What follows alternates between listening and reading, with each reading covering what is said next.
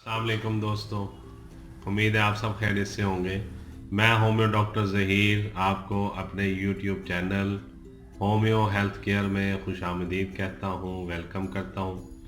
आज का जो मालूमाती प्रोग्राम है वो एनकिलोजिंग स्पॉन्डिलाइटिस यानी रीढ़ की हड्डी का जो स्तून है उसके मोहरों का जम जाना या रीढ़ की हड्डी के मोहरों का गठिया भी इसको कह सकते हैं, या एनकिलोजिस स्पॉन्डिलाइटिस भी इसको कहते हैं। तो ये सारे इसी के नाम है। इसके बारे में मैं कुछ आपको इन्फॉर्मेशन दूंगा और कुछ इसके बारे में बहुत ही ज़्यादा मुफीद बातें आपसे शेयर करूंगा, जिसका जानना हर आदमी के लिए बहुत ज़रूरी है कि ये जो एनकिलोजिंग स्पॉन्डिलाइटिस जो है ये क्या होता है, या रीढ़ की हड्डी के जो मोहरे हैं उनका गठिए की बीमारी किस तरह की होती है।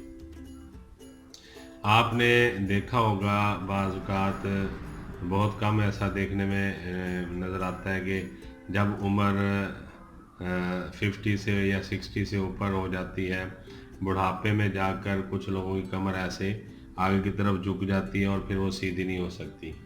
ये ज़रूरी नहीं है कि ये ऐसा बुढ़ापे में ही हो, ये 20 साल से 40 साल तक की उम्र के दरमियान में भी ऐसा हो सकता है, लेकिन बहुत रेयर होता है, बहुत कम होता है। ये हड्डी जो होती है रीढ़ की, उसके मोहरों का गठिया की वजह से कमर जो झुक जाती है और फिर वो सीधी नहीं हो सकती, या जिसे हम कहते हैं कि कुब पड़ गया है और ऊपर की तरफ को एक उभार सा निकल आता है। वो होता यूँ है कि इस मर्ज़ में रीढ़ की हड्डी जो है उसके मोहरों के जोड़ों में जमूद पैदा हो जाता है और जोड़ों में जो जोड़ों से जो वाबस्ता मुस्तकिल जोड़ों में जो वाबस्तगी है इसकी जमूद की, वो मुस्तकिल नोयत जो है वो अख्तियार कर लेती है। ये मर्ज़ जो है आहिस्ता आहिस्ता बढ़ता रहता है और गठियावी सोजिश जो है उसका नतीजे में ये अपनी बीमारी को बढ़ाता रहता है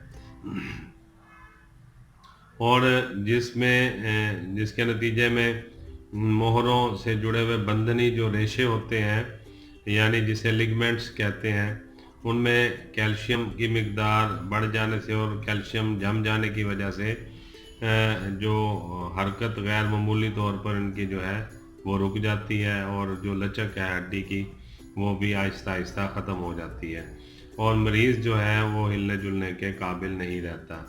ये मर्ज़ क्योंकि मोहरों के जोड़ों की झिल्ली में सोजिश से, स्वेलिंग से शुरू होता है और जिसमें जोड़ों की चिकनाई ख़त्म हो जाती है, अगर बर वक्त इसका अच्छा इलाज ना किया जाए तो रीढ़ की जो हड्डी है वो मुकम्मल ऊपर से जो नीचे तक उसका स्तून है वो अकड़ कर सूखी लकड़ी की तरह हो जाता है और बिल्कुल बेलचक हो जाता है। और क्योंकि झुकाव आगे की तरफ होने की वजह से बॉडी का जो है रुझान जो है बॉडी का आगे की तरफ होता है, तो मरीज़ जो है उसमें जो है ये कुब सा निकल आता है, जिसे कुबड़ापन भी कहते हैं, और मरीज़ जो है वो कुबड़ा हो जाता है। इस मर्ज़ में ज़्यादातर कमर और गर्दन के निचले हिस्से के मोहरे ज़्यादा मुतासर होते हैं। रीढ़ के मोहरों के गठिया में ज़्यादातर जो है मैंने आपको पहले भी बताया कि ये 20 से 40 साल तक के लोग मुतासर हो सकते हैं और इनमें ज़्यादा तादाद ख़वातीन की होती है, क्योंकि अक्सरियत ख़वातीन की इस बीमारी से मुतासर होती है। और रीढ़ में इसका मैं आपको थोड़े से इसके असबाब भी बता देता हूँ कि रीढ़ की हड्डी में गठिया क्यों और किन असबाब के बिना पर पैदा होता है। इसके बारे में अब तक कोई ख़ास जो है तहकीक या कोई हतमी राय या हतमी वजह मालूम नहीं हो सकी है। बाज़ सूरतों में इन्फेक्शन भी पाई गई है और लेकिन कोई जरासीम ऐसा दरियाफ्त नहीं हो सका जो इस बीमारी का बायस हो। कई मरतबा चोट आने या किसी हादसे के नतीजे में रीढ़ की हड्डी का जो है गठिया ये मरीज़ को लाहक हो जाता है। ऐसे केस भी सामने हैं जिनमें मरीज़ को प्रोस्टेट का आर्ज़ा रहा हो, यानी प्रोस्टेट वदूद की सोजिश जो है उसका आर्ज़ा था, और बाज़ केसों में जिनसी अमराज में मुब्तला मरीज़ इस बीमारी की जद में आए हैं। विरासत में भी ये मर्ज़ मिल सकता है। अब मैं आपको चंद एक इसकी अलामात बता देता हूँ। ये मर्ज़ आम तौर पर खामोशी के साथ गैर महसूस तरीके से बढ़ता है और शुरू में नासाज़ी तबीयत की सूरत सामने आता है और बुखार भी हो सकता है। ESR में भी इजाफ़ा हो सकता है, यानी जिस्म के सुरख खुलियों की जो तादाद है वो ज़्यादा हो सकती है, यानी कि सुरख खुलियों की तादाद ज़्यादा इन्फेक्शन में आ सकती है, यानी तबाह हो सकती है। और 25 या 30% मरीज़ जो है आँख के पर्दे की सोजिश में मुब्तला होते हैं। बाज़ सूरतों में ये मर्ज़ की इब्तदाई अलामात भी होती हैं।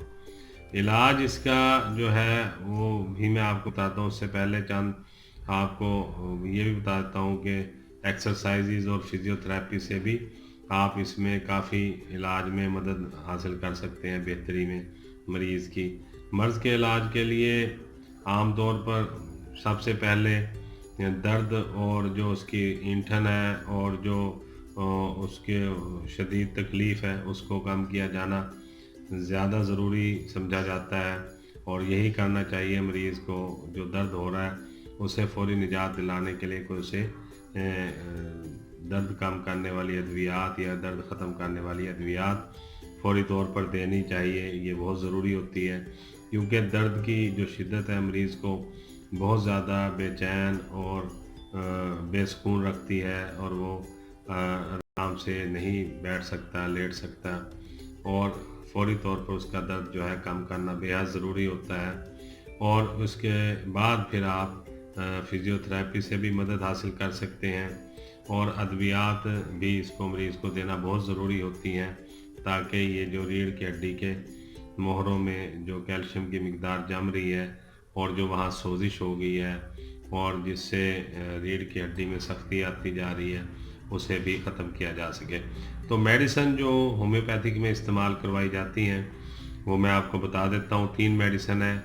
छोटी पोटेंसी से आपने शुरू करना है और फिर इसको इसी मिकदार में देना, काफ़ी अरसे तक देंगे, 2-3 माह 4 माह तक आप मरीज़ को इस्तेमाल करवाएंगे तो इंशाअल्लाह ताला आप देखेंगे कि ये रीढ़ की हड्डी के मोहरों का जो जम जाना है वो आहिस्ता आहिस्ता ठीक हो जाएगा और मरीज़ पहले की तरह सेहतमंद और हेल्दी हो जाएगा।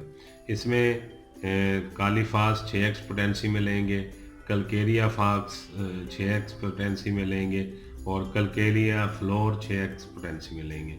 मैं दोबारा बता देता हूँ, कालीफास, कलकेरिया फास और कलकेरिया फ्लोर, ये तीनों मेडिसिन 6x पोटेंसी में लेके सुबह दोपहर शाम 10 से 15 कतरे 2 घूंट पानी में मिला के आप मरीज़ को देंगे तो इंशाअल्लाह आप देखेंगे कि ये जो रीढ़ की हड्डी के मोहरों का गठिया है ये आहिस्ता आहिस्ता बिल्कुल ठीक हो जाएगा। और इसके साथ जो दर्द ख़त्म करने वाली अद्वियात हैं वो भी देना ज़रूरी है, ताकि मरीज़ को दर्द से फ़ौरी निजात मिलती रहे। तो ये तीनों मेडिसिन भी आप इस्तेमाल करवाएं इंशाअल्लाह ताला। और दर्द के लिए मैंने दूसरी वीडियो बनाई हुई है, मैं कोशिश करूँगा कि उसका लिंक भी नीचे दे दूँ, ताकि आप हड्डियों का जो दर्द है उसके लिए वो मेडिसिन भी मरीज़ को इस्तेमाल करवाएं और ये मेडिसिन भी इस्तेमाल करवाएंगे तो इंशाअल्लाह ताला आप देखेंगे कि ये इस मर्ज़ से बिल्कुल अल्लाह ताला शफा अता फरमाएंगे और मरीज़ बिल्कुल ठीक हो जाएगा। यही गुजारिशात आपसे करनी थी। उम्मीद है आपको आज का मालूमाती प्रोग्राम पसंद आया होगा।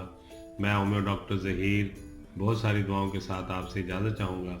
अस्सलाम वालेकुम।